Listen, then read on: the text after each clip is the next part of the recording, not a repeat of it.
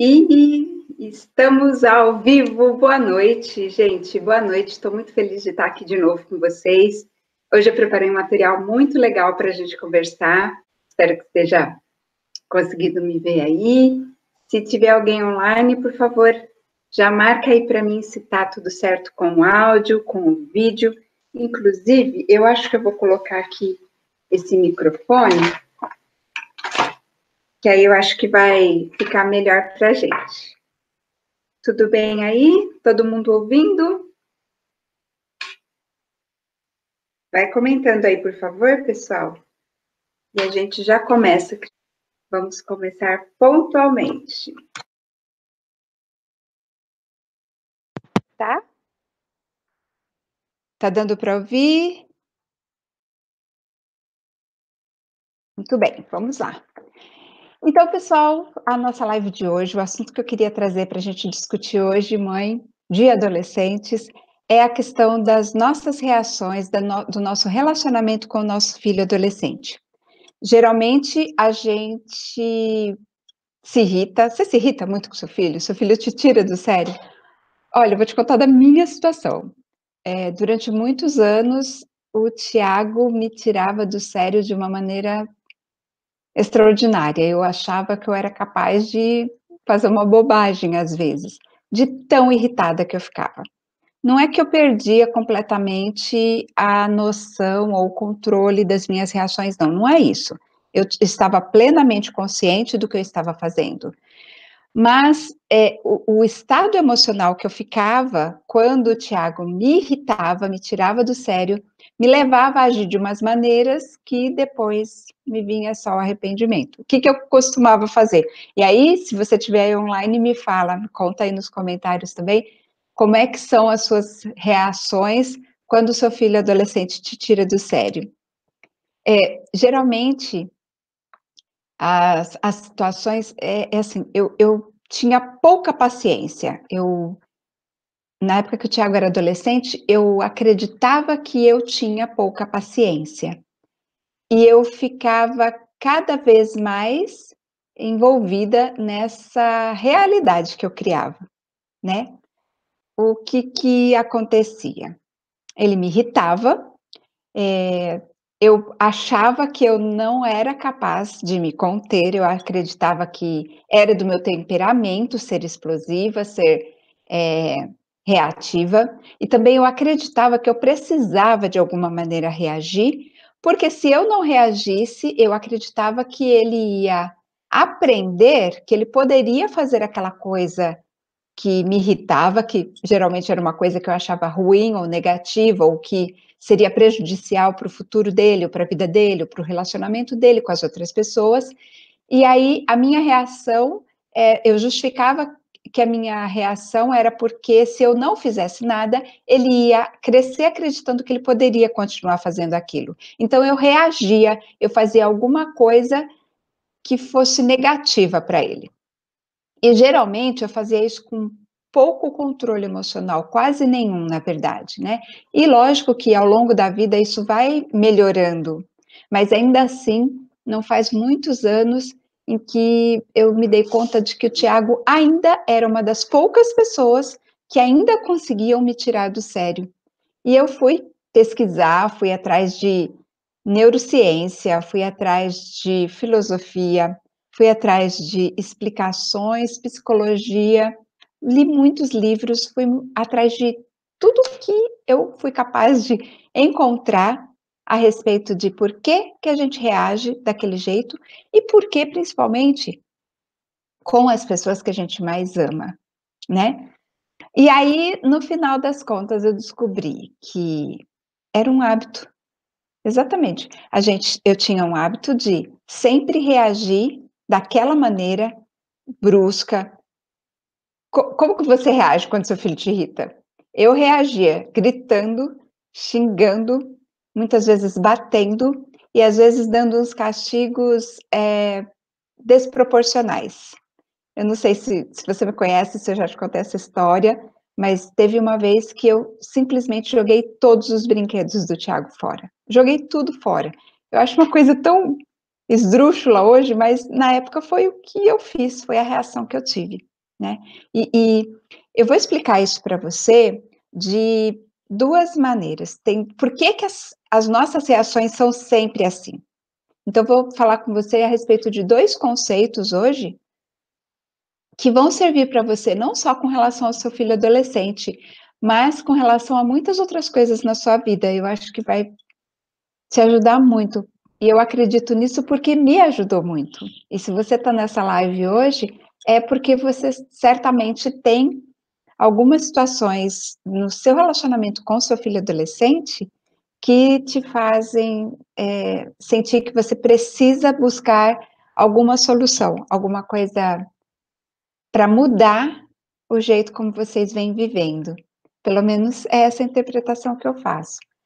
E é esse o motivo, né, a razão que me traz aqui. Toda quarta-feira às 20h, eu venho aqui para conversar com você, porque eu acredito que se você está buscando soluções para esse seu relacionamento com seu filho adolescente, talvez eu tenha coisas que podem te ajudar, tá bom? Então vamos lá, as 2 coisas que eu posso te falar, os 2 conceitos que eu posso te introduzir ou relembrar, ou, né, ou falar de alguma outra maneira, caso você já saiba, são os seguintes. O primeiro chama ciclo da realidade.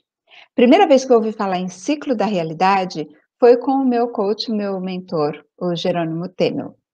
E quando eu vi isso pela primeira vez, a minha primeira reação foi mostrar para todo mundo, porque, como os jovens dizem, né, minha mente explodiu. Eles vivem falando assim, eu acho que expressa muito bem o que aconteceu comigo naquele momento. Minha mente explodiu. Foi uma novidade, assim, uma coisa que eu queria compartilhar com todo mundo, explicar para todo mundo, e porque fez muito sentido, explicou muitas coisas que eu não conseguia entender. Uma delas é porque que as pessoas têm opiniões tão diferentes e lutam tanto por aquela. Quer dizer, vou dar um exemplo de política.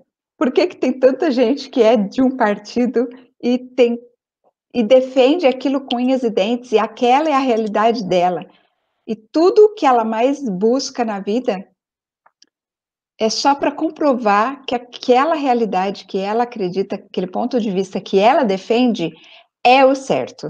E da mesma forma acontece com o outro, que é o oposto, que é o a antítese daquela filosofia, né. Os 2 partidos antagônicos, por exemplo, quem é, por exemplo, partidário do PT, defende e acredita naquela causa com unhas e dentes, e aquela é a realidade deles.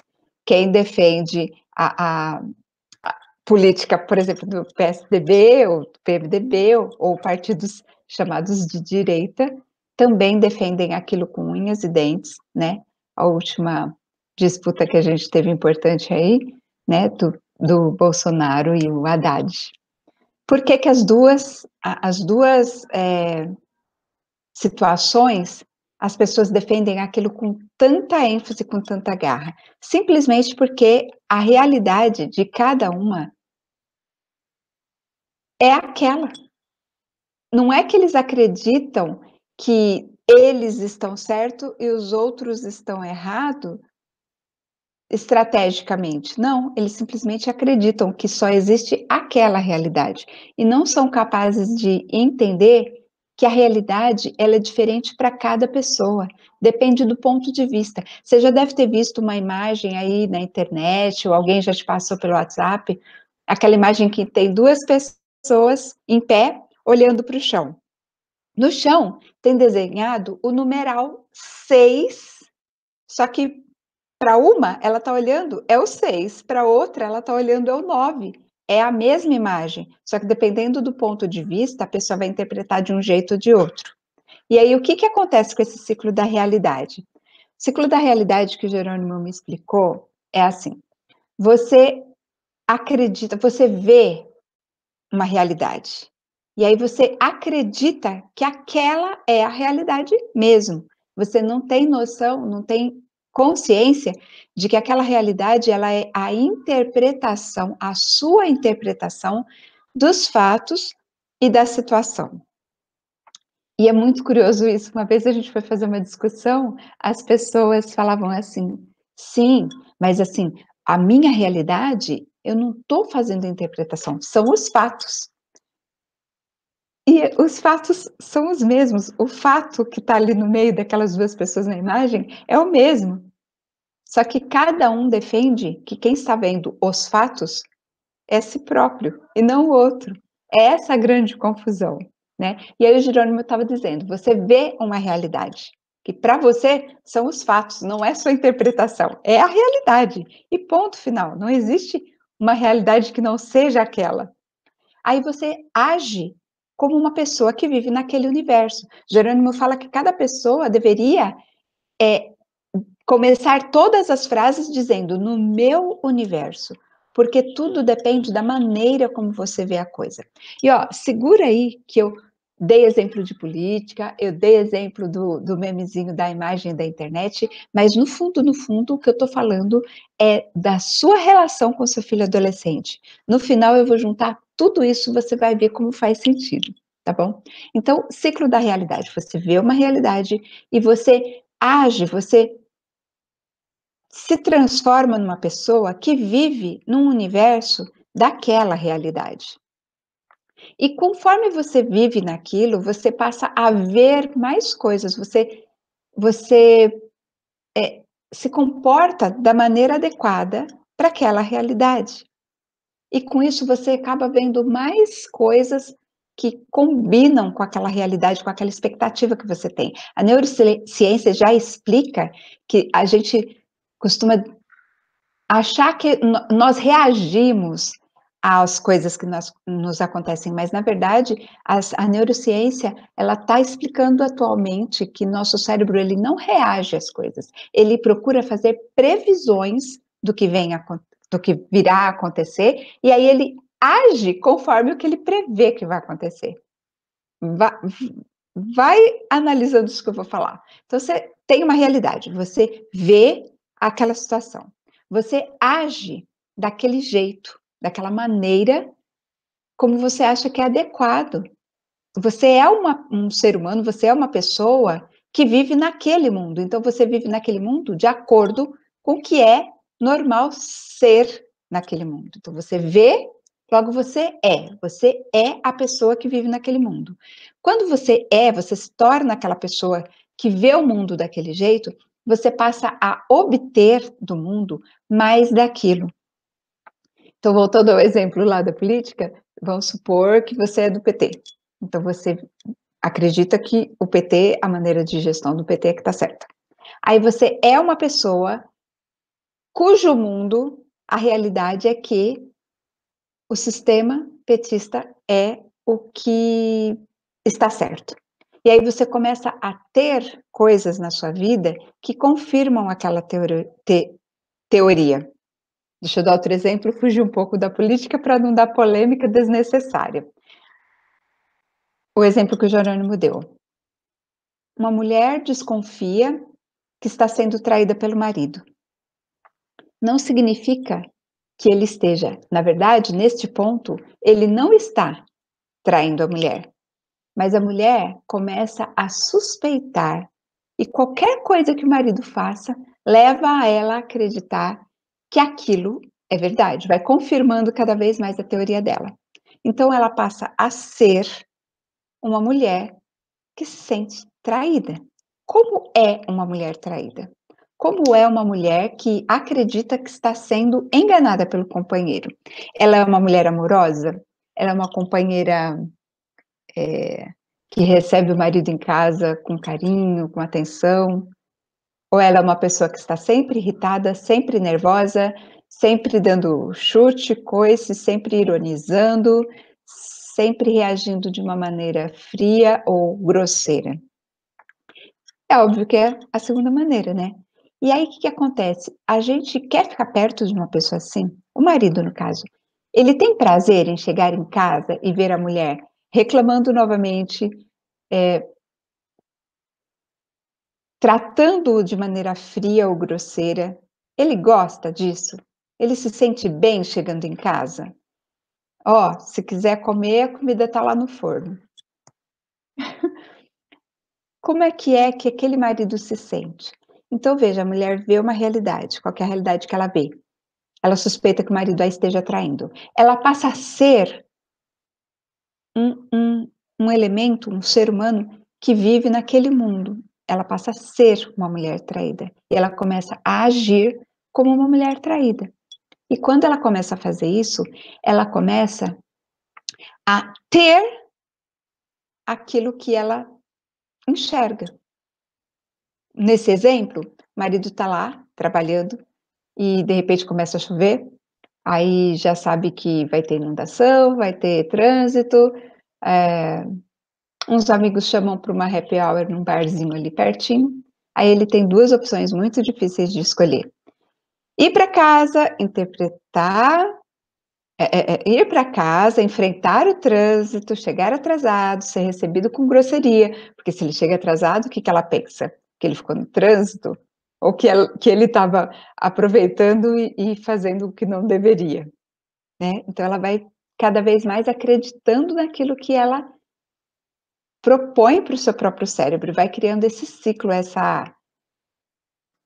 esse hábito de achar e procurar coisas que sejam congruentes, que combinem com aquilo que ela está imaginando. Você já viu uma pessoa assim que diz que parece que ela é o centro do universo? Tudo que acontece parece que é de propósito só por causa dela? Eu conheço umas pessoas assim. Algumas pessoas interpretam diferente, como que as piadas do Facebook diz assim. É, eu não posso postar nada que a pessoa já acha que é indireta. Por que a pessoa acha que é indireta e você não estava nem pensando nela, na verdade? Porque a realidade da pessoa, ela acredita em algumas coisas, e aí uma indireta, que não tem nada a ver com aquela situação, passa a ser uma confirmação do que ela estava suspeitando, né? No caso do marido, por exemplo, ele não vai querer, se ele enfrenta o trânsito e chega tarde em casa, ela já vai entender que ele realmente atrasou porque estava com outra, e aí ela já começa, né, fazer caraminholas na cabeça, já sabe até onde estava, como estava, começa a investigar e se sentir cada vez mais envolvida com aquela realidade que ela mesma criou até esse momento apenas na mente dela. E aí o marido, né, noutra situação, os amigos convidam ele para ir para o happy hour, no barzinho ali do lado, que ele não tem que enfrentar o trânsito, não tem que enfrentar a dona onça, como alguns chamam, é o assunto para outra live, mas enfim, por que chama a gente de Dona Onça? E aí ele tá lá naquele happy hour com os amigos, e aí, né, aquela pessoa do escritório, que nem era tão bonita assim, mas que depois de umas cervejinhas até fica aceitável, que tá rindo, que tá brincando, que tá descontraída, começa a tomar uma forma muito atraente. E aí, o que acontece na vida dessa mulher que está em casa? Ela acabou atraindo exatamente aquilo que ela estava o tempo todo imaginando e fazendo na cabeça dela. Ela criou aquela realidade. Por isso que chama ciclo da realidade. Porque aí ela teve o que ela realmente estava procurando com o olhar, né? Buscando evidências a respeito daquilo. A atitude dela acabou gerando o comportamento que é o que ela já suspeitava, mas ela suspeitava antes de existir, entende? E quando ela tem aquilo, aí realmente ela começa a ver mais. E quanto mais ela vê, mais ela age daquele jeito. Quanto mais ela age daquele jeito, quanto mais ela é daquele jeito, mais ela tem daquela realidade. E aí vira esse ciclo vicioso, tá? Essa é a primeira coisa que eu quero te falar a respeito do porquê que você se irrita tanto com seu filho e por que você sempre reage daquele jeito, mesmo não querendo e depois se arrependendo. Agora eu vou te falar da segunda coisa. Calma que no final eu vou amarrar tudo, você vai entender o que eu estou querendo te dizer. A segunda coisa é a seguinte: vocês sabem que o cérebro da gente, ele ainda é o mesmo cérebro dos nossos antepassados do tempo das cavernas. A gente já falou a respeito disso em outras lives, dá uma buscadinha lá no canal, você vai ver várias coisas que eu falo a respeito disso.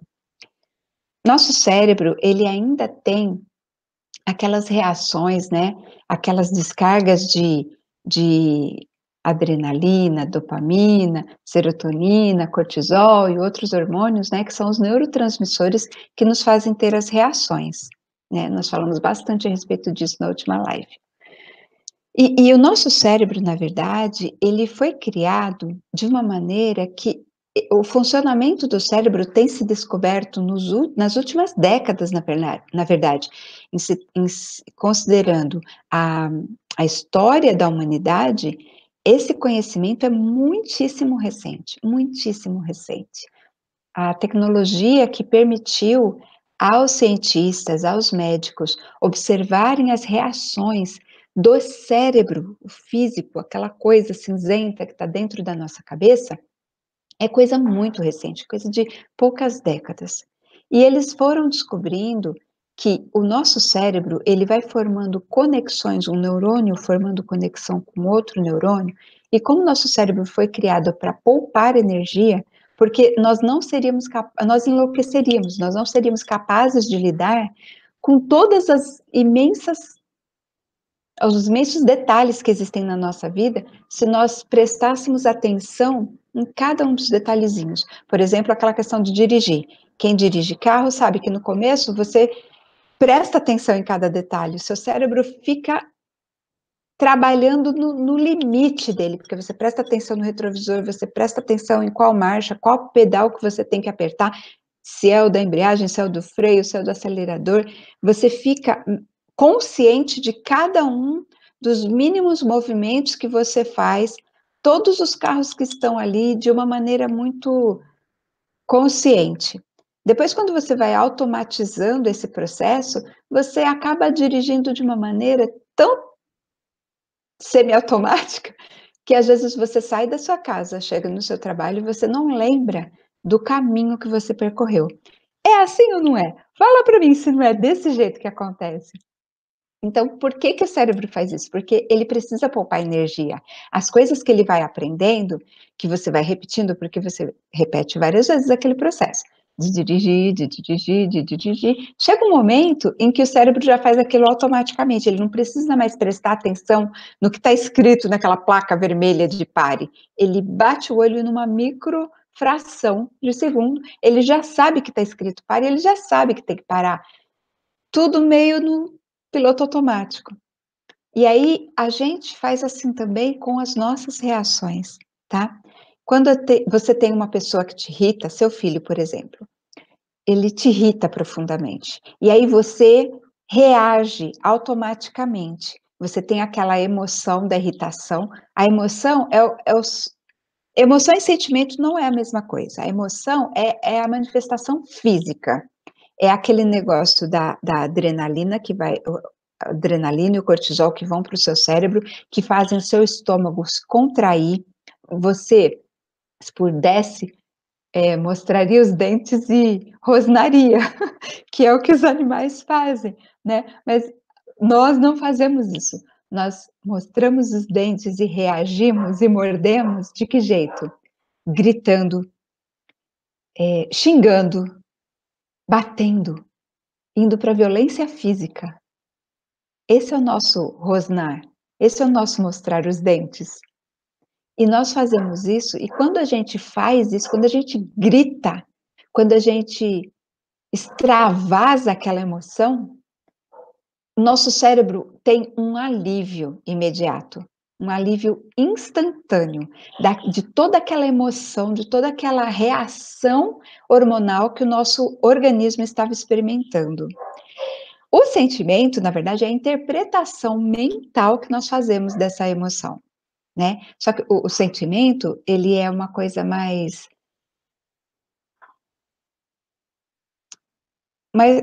é posterior.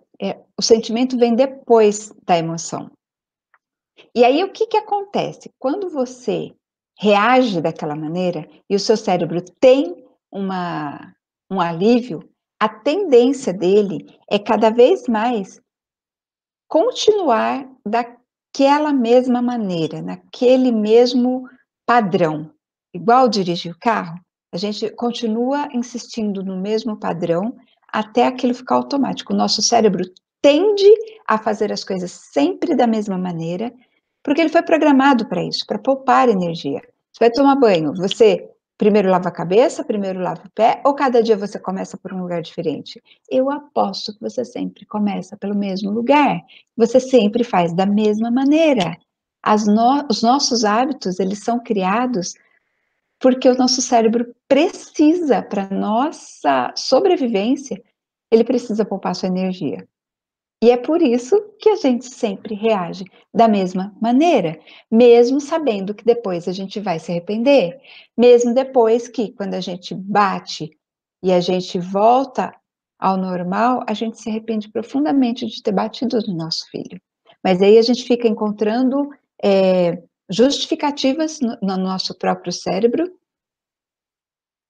para aquela nossa reação. A gente fica dizendo para a gente mesmo, eu tenho que bater, porque se eu não bater, ele não vai aprender, como eu dizia antes, né, com o Tiago. Eu tenho que reagir, eu tenho que gritar, eu tenho que dar uma resposta, porque se eu não fizer isso, ele vai crescer achando que ele pode ter esse tipo de atitude. E, na verdade, isso é um engano. Não é assim que a gente muda todo esse estado.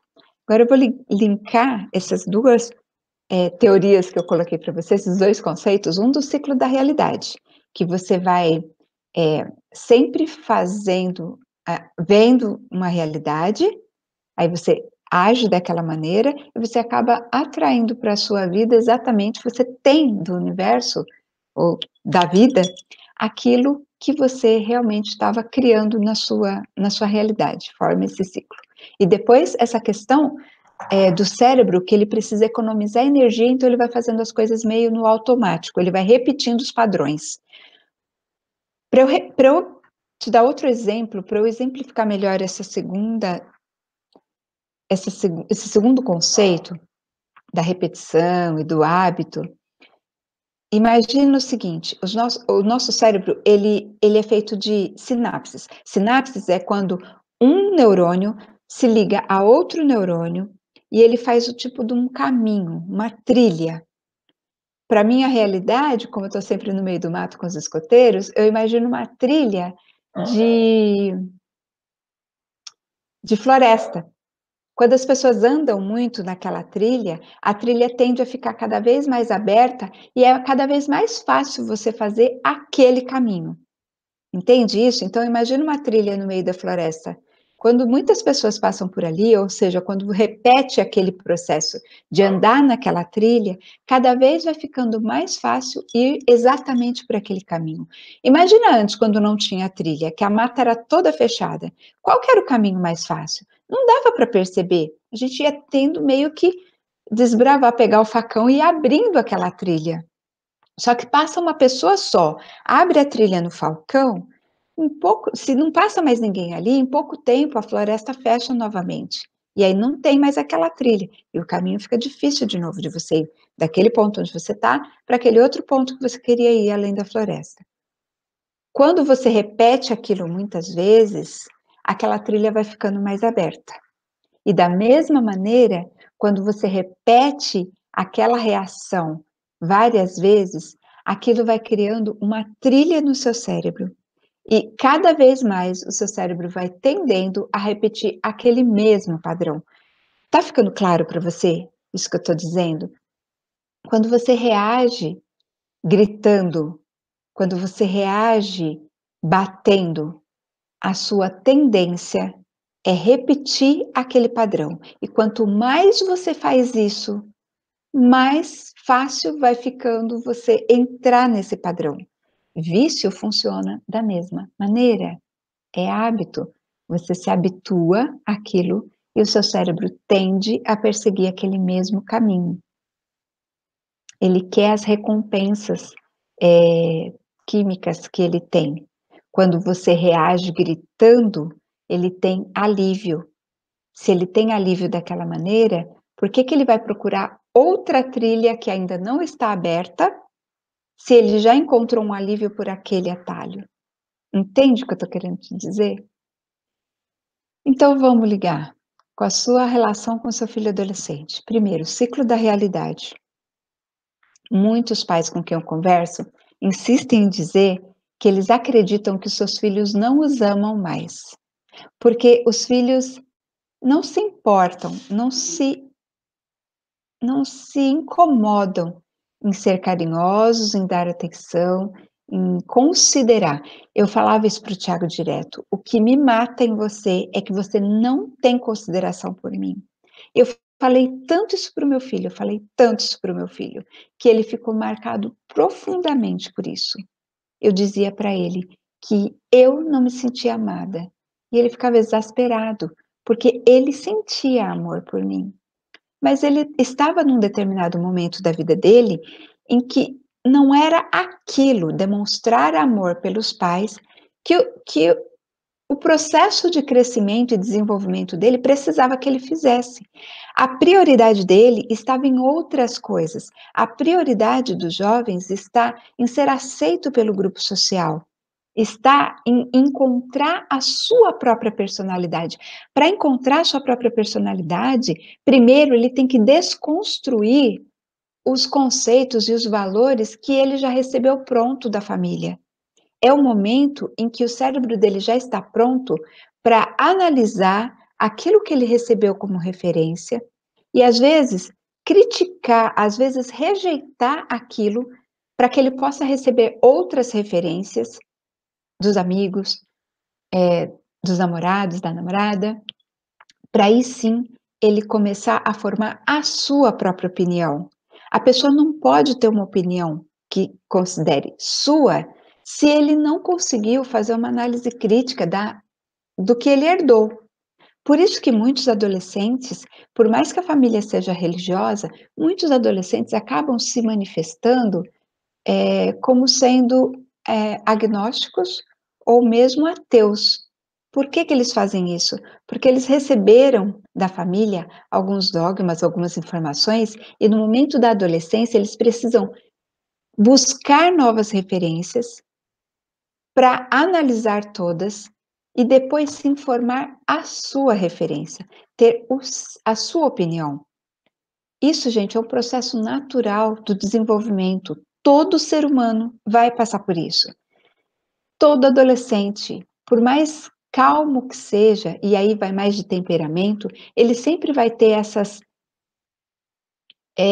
discordâncias. Quando eles são crianças, dependendo do temperamento também, a tendência deles é sempre aceitar o que eles não têm referências. A referência primeira que eles têm é da família. Então, quando a família fala que o papai do céu é assim, assim, assado, como a criança não tem nenhuma outra referência, a tendência dela é acreditar. É, as grandes questões humanas que não têm respostas, que a primeira resposta que chega, a gente aceita quando a gente é criança. A gente não tem outras referências, a gente não tem capacidade de buscar outras referências. Então, aquela passa a ser a verdade.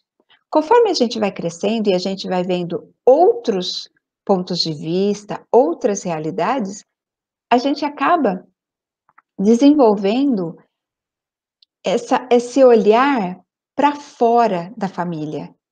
E com isso, o jovem não consegue muito lidar com várias coisas ao mesmo tempo com equilíbrio. Nem nós adultos, na verdade, não temos tanta capacidade assim. É um processo, um desenvolvimento pessoal gigantesco que precisa ser elaborado e desenvolvido para que nós consigamos encontrar equilíbrio entre os vários papéis que a gente exerce. Na maioria das vezes, a gente fica tão focado numa coisa só que a gente não consegue lidar com as outras coisas. E aí o que acontece com o adolescente? Ele começa a focar nos amigos, na internet, nos jogos, nos prazeres imediatos, ele começa a focar na música que ele gosta, no ambiente externo à família, nas religiões ou não religiões de outras pessoas, e aí ele passa a enxergar menos ou ter menos foco na família. E aí onde ele começa a ter um certo distanciamento. Também tem aquela questão que eu já falei também aqui no canal, de que o jovem ele está conquistando o espaço dele lá na sociedade, no grupo de amigos, e a pior coisa que pode acontecer para ele nesse momento é ele pagar algum mico. E os pais são quase invariavelmente uma fonte eterna de pagação de micos, porque são os pais que têm as informações mais constrangedoras a respeito deles, e muitos pais acabam usando isso como arma contra os filhos, o que é pior ainda. E é que os jovens querem cada vez mais se afastar, não fazer conexões entre os amigos e os pais, porque é perigoso, é arriscado para a sobrevivência social deles. É por isso que muitos filhos querem que os pais deixem, querem a carona até a escola, mas querem que os pais deixem na esquina e não na porta, porque se na porta da escola o pai lembra: "Filho", e fala alguma coisa que não era para os colegas saberem, ai, ai, ai, acabou. Ele acha que o mundo acabou de verdade. E aí, o que que os pais interpretam? Estou sendo uma boa mãe? E aí começa toda aquela neura, todo aquele desequilíbrio emocional nos pais dos adolescentes, que o que já era ruim quando eles eram crianças fica pior ainda nas nossas reações e no nosso jeito de ser, é, com relação ao nosso próprio relacionamento com o nosso filho. A gente acha que eles não nos amam. Lembra, ciclo da realidade. A gente pensa que eles não nos amam. Se eles não nos amam, como que a gente vai reagir?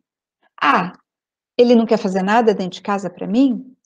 Ele não quer lavar um copo? Então também não vou lavar a roupa dele. A gente acha que eles não nos amam, não se importam conosco. Aí a gente age como uma pessoa não amada. O que uma pessoa não amada faz? A pessoa não amada, ela também não ama, ela também não serve. Se ele não faz por mim, eu não vou fazer por ele. E quando você não faz pelo outro, você passa a ter exatamente aquilo que você estava procurando da realidade, que era o quê? O desamor. Se as pessoas, elas são conquistadas pelo que você consegue dar de valor para elas, pelo que você consegue fazer de bom para elas. É por isso que a gente ama quem faz as coisas pela gente. Os nossos filhos, eles não fazem as coisas pela gente. E aí, às vezes, a gente acha que a gente também não os ama. Só que existe toda uma questão, né, de sobrevivência da raça, em que os pais sempre vão amar mais os filhos do que os filhos aos pais, pelo menos em termos de dedicação, pelo menos em termos de prestar serviços. Eu ainda vou falar aqui em outras lives a respeito das 5 linguagens do amor, que foi um livro belíssimo que eu li, que diz como é que cada pessoa interpreta o amor. Nesse caso do serviço, os pais estão sempre servindo aos filhos. Só que como os filhos não estão servindo aos pais, não estão fazendo serviços para os pais, não estão colaborando com os pais sentem que não são amados. E aí passam a não amar mais os filhos, não amar mais os filhos, não fazer pelos filhos o que eles pais interpretam como amor. No caso, lavar a roupa, fazer a comida, passam a tratar aquela criatura com a mesma frieza com que ele te trata. Só que no ciclo da realidade que você está criando, não é que ele não te ame, é que você não consegue enxergar que, do ponto de vista dele, ele te ama sim. Ele precisa de você sim, desesperadamente. E talvez nessa fase, com mais força, com mais intensidade do que ele precisava mais cedo, quando era criança. Quando bebê não, porque aí é até a questão da sobrevivência e tudo mais, mas ele precisa muito, muito da sua supervisão, do seu apoio, do seu respaldo. Talvez tanto quanto precisava antes. Só que agora a atitude dele não te mostra que ele precisa de você. E aí você reage como uma pessoa que não é amada. E aí você também age de maneiras que vão levar aquele seu filho a achar que você não o ama. E se você não o ama, ele deixa de te amar. E é onde há o rompimento das relações afetivas, e é onde muitos pais vão parar no asilo depois, que eu costumo brincar com isso, mas não é brincadeira não, viu gente, é sério. E aí você acaba tendo aquele ciclo da realidade completo.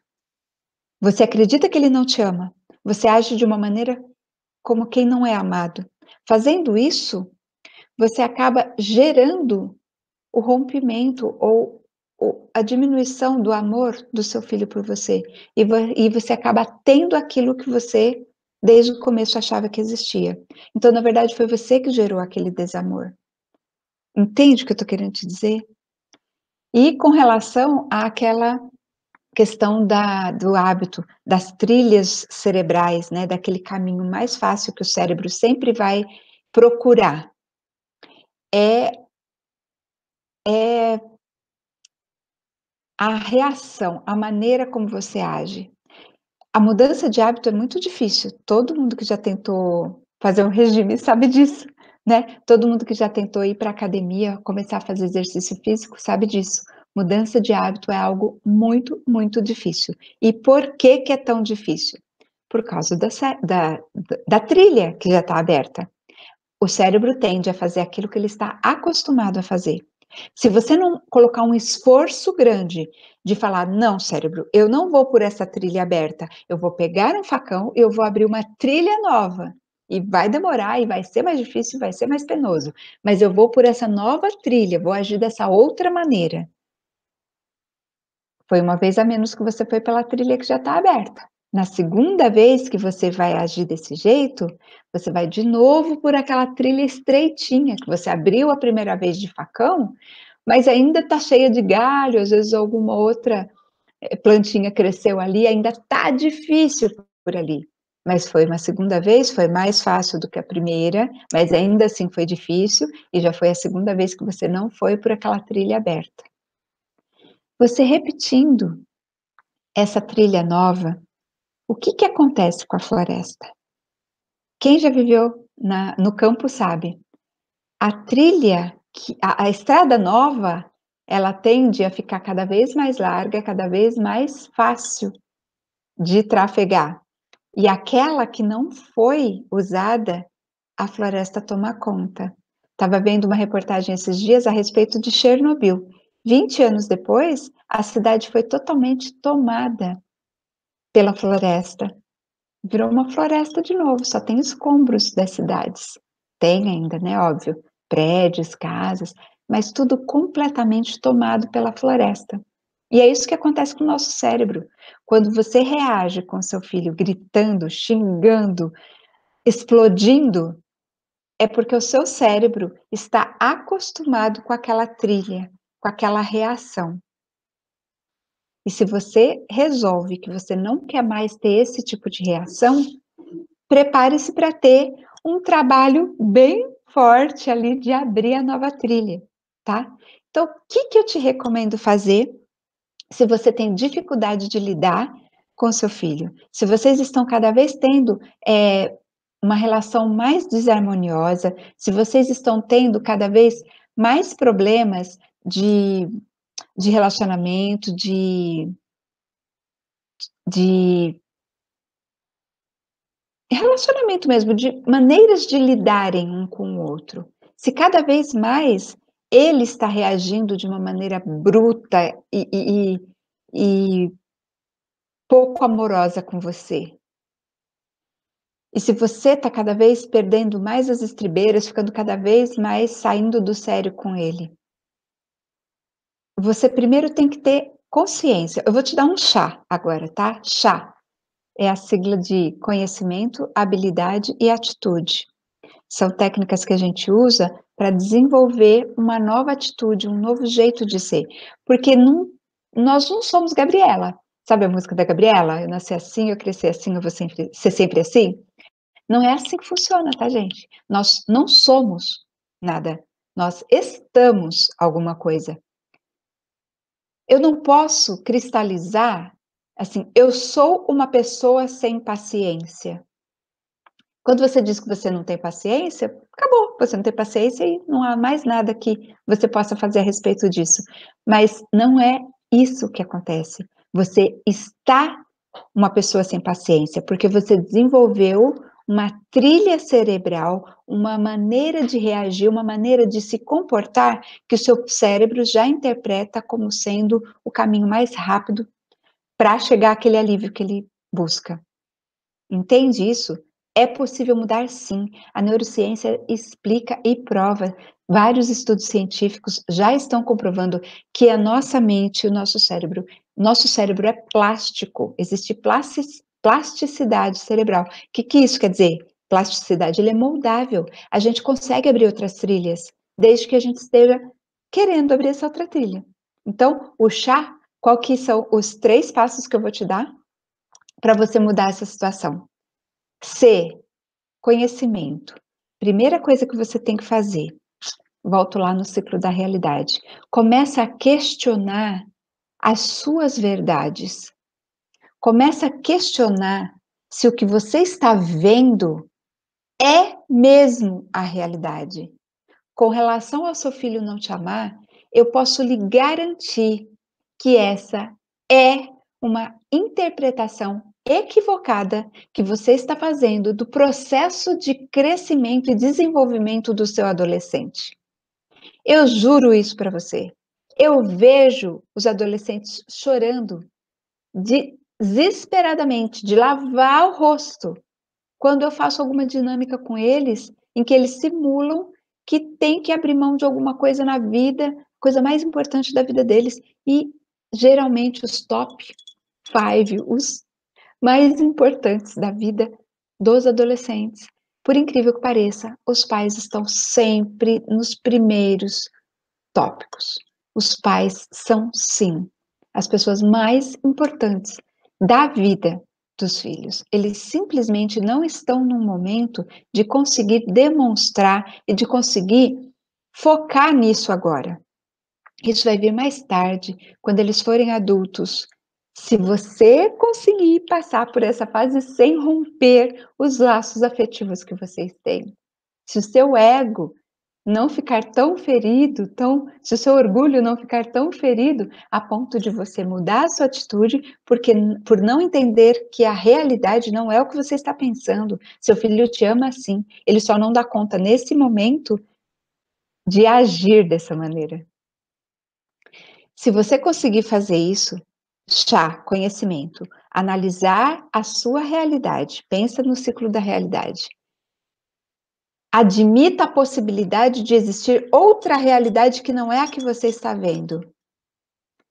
Feito isso, se você consegue entender que talvez não seja porque ele não te ama, mas simplesmente porque ele está num momento em que ele não consegue demonstrar o amor, por várias razões, que a gente poderia fazer assim, 10 horas de live para explicar tudo. Se você consegue primeiro ter esse conhecimento de entender que a realidade que você tem pode não ser a realidade que o seu filho entende, talvez aí você já tenha o conhecimento, o primeiro degrauzinho para mudar essa realidade toda. Aí vem o H do chá, né? CHA. H é habilidade. A habilidade, ela tem a ver com essa segunda teoria que eu falei para você, da repetição, de trilhar o caminho, de fazer sempre aquela trilha se tornar cada vez mais larga. Se você consegue entender que aquela trilha do gritar não é a melhor reação que você possa ter, você já tem o conhecimento sobre isso, então comece a partir de agora a desenvolver a habilidade de abrir novas trilhas. Como é que a gente faz para abrir essas novas trilhas? Não é fácil. Quando você não estiver consciente, você vai tender a ir pelo caminho antigo e perdoe-se por isso. É um processo. Não é a primeira vez que você abrir outra picada, outra trilha no meio da floresta, que você vai começar a ir pelo meio dela com tranquilidade, com facilidade, não. Vai demorar muito tempo para essa outra trilha que você estava habituado por anos e anos e anos, anos e anos e anos a trilhar, para ela fechar e para outra trilha que é mais difícil, que você não está acostumada, abrir. Então insista, repita, repita, repita, insista. Vai sempre por essa trilha. Qual que é essa trilha? Respirar fundo, lembrar que se seu filho está fazendo isso, não é gritando e xingando que você vai resolver o problema. E agir de outra maneira, mais calma. Se afastar no momento da crise, no momento que você vê que o sangue vai ferver, que vai dar fight, que vai dar ruim. Fala, a gente conversa depois. Foge, foge, não luta. Toda a sua reação, todos os seus hormônios estão te preparando para duas situações no confronto com os predadores. Lembra dos homens da caverna? No caso, é o seu filho, a pessoa que está te irritando. Você pode confrontar, pode lutar, às vezes até literalmente, infelizmente, ou você pode fugir. Às vezes, fugir é a melhor reação. Porque quando você se afasta no momento da crise, na hora da emoção, você tem a capacidade de pensar melhor, se acalmar, e aí sim, no lugar de ir para o piloto automático por aquela trilha mais fácil, você novamente pegar o facão e trilhar a trilha mais difícil no começo, mas que vai te gerar menos arrependimento depois, e a longo prazo menos rompimento afetivo com a sua família, com os seus filhos, tá? Então, conhecimento, acredita. A realidade pode não ser o que você está pensando. Habilidade, repete, por mais que seja difícil, insiste. Se de algumas vezes você acabar desviando pelo caminho mais fácil, perdoe-se. Na próxima você vai tentar de novo, mas tenta, de verdade. Não é falar, eu não tenho paciência, não dou para isso. Não vai ser na primeira, não vai ser na segunda, não vai ser na terceira. É um processo. Imagina mesmo essa analogia, essa comparação que eu fiz entre a trilha aberta no caminho, na floresta e a trilha fechada. Sempre vá conscientemente por essa nova trilha que você quer fazer. Qual que é essa nova trilha? Aquela do conversar sem brigar, conversar calmamente, ter uma reação menos explosiva, conseguir se distanciar quando o sangue ferve, ao invés de explodir e reagir e jogar todos os brinquedos do seu filho fora e bater nele e criar situações piores ainda, né? Insista, faça sempre o caminho do equilíbrio, da serenidade. E não é fácil, mas se você insistir, vai criar um novo hábito. Assim como Chernobyl foi totalmente tomado pela floresta. Você vai perceber que não vai demorar 20 anos não, tá? Até porque a gente não tem 20 anos. A adolescência dos nossos filhos dura uma década. E a gente vai ter que se virar nos 30 para mudar essa trilha antes desse período passar. Porque recuperar depois de adulto é muito mais difícil. Pergunta como eu sei. É que eu não tenho como entrar numa máquina do tempo e voltar atrás na adolescência do meu filho, que vai fazer 32 anos esse ano. A gente tem se recuperado, a gente tem se encontrado. Nós temos tido algumas brigas menos intensas, menos de luta, menos de explosão do que tínhamos antes. Mas adivinha quem tomou o primeiro passo? Adivinha quem foi pegar o facão e tentar primeiro a nova trilha? É muito mais difícil quando eles são adultos, sabe? Mas se você não precisa pegar uma máquina do tempo, porque se você está aqui agora, é porque o seu filho ainda é um adolescente, ainda dá tempo. Lembra do Chico Xavier? Não dá para voltar atrás e fazer um novo começo? Se você errou na criação do seu filho quando ele era criança, ok, passou, não tem mais o que você possa fazer. Mas daqui para frente, que ele é adolescente, você tem sim muita coisa que você pode fazer diferente agora. E aí entra, gente, o A do chá. C, conhecimento, acreditar que a realidade pode ser diferente da que você acredita. Habilidade, respirar fundo, tentar trilhar novas trilhas, tentar reagir de maneiras diferentes, insistir nesse novo modelo, e aí vai chegar o A, que é a atitude. Quando você menos esperar, se você insistir nessa trilha nova, você vai perceber que aquela nova trilha passou a ser a trilha fácil. Que cada vez com mais facilidade, com mais desenvoltura, com menos esforço, as suas reações vão ser aquelas que você queria. Essas é que vão ser as automáticas.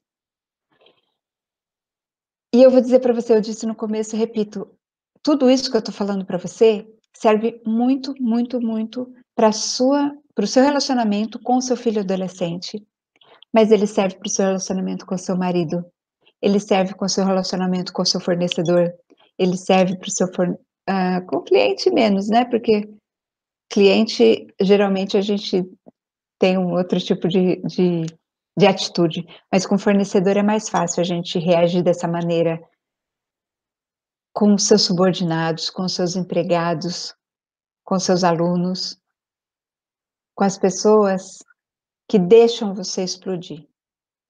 Tem pessoas que não deixam você explodir, né? Quais são essas pessoas? Geralmente são aquelas pessoas que têm maior autoridade sobre você. É por isso que às vezes em casa a gente é tão casca grossa e com o chefe a gente é tão bonzinho. Entende o que eu estou te falando?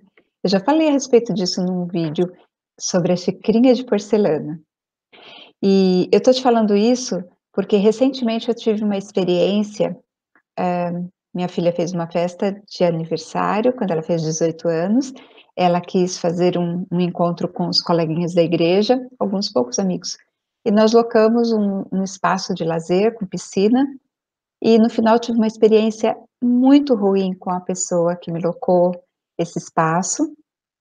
No meu universo, ela tentou se aproveitar de alguma situação.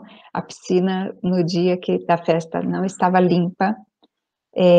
Ela estava toda turva, o produto que ela jogou lá não fez efeito, ou demorou demais para fazer efeito, e no final eu tive uma situação muito difícil, né, os únicos 18 anos da minha filha, no lugar de ser uma situação, né, em que ela ia ficar feliz, foi uma situação bastante complicada, que ela ficou, né, envergonhada perante os amigos, tivemos uma série de coisas para lidar naquele dia, e depois de passado o final de semana, ainda tive diversas situações que eu tive que administrar com a pessoa, que se não fosse essa consciência e essa habilidade que eu tenho desenvolvido de manter um outro tipo de reação, eu acho que a gente teria ido para o tribunal, porque eu ia processar, eu ia brigar, eu ia xingar, e na verdade eu só ia, né, desenvolver um câncer, porque a maneira como eu resolvi foi muito mais efetiva. A maneira como eu resolvi foi muito menos desgastante para mim. E depois que passou todo o episódio, sabe o que eu não tive? Nenhum arrependimento. Eu não tenho nada para me segurar, para me fazer me sentir mal comigo mesma, para me fazer sentir mal com a situação. Porque eu fiz exatamente o que eu queria fazer, o que eu achava certo fazer, e não fui sequestrada pelas minhas reações automáticas e violentas e com falta de paciência. Eu não perdi em nenhum momento a capacidade de ser cortês, a capacidade de respirar fundo e ser educada e ser serena e administrar aquela situação de uma maneira equilibrada. É assim que a gente tem que agir com os nossos filhos. É fácil? Não é. É muito difícil.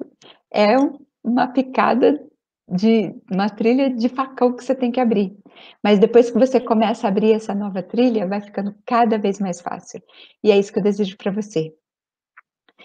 Chá. conhecimento, habilidade e atitude. Eu espero que essa live, que essa nossa conversa tenha sido o C do chá. E eu espero, sinceramente, que você pratique o H da habilidade, de repetir, repetir, repetir, para no final você colher a atitude de ser uma pessoa que tem mais inteligência emocional desenvolvida, que tem mais controle emocional e que com isso não se arrepende lá na frente da maneira como você tratou seu filho adolescente, que é o que acontece comigo, infelizmente. Tá bom? Então fica com Deus, eu espero que você tenha gostado. Se você quiser, deixa aí nos comentários, quais os temas que você gostaria que eu trouxesse para você, tá bom? E a gente se vê. Obrigada pela companhia, até a próxima vez. Sempre alerta.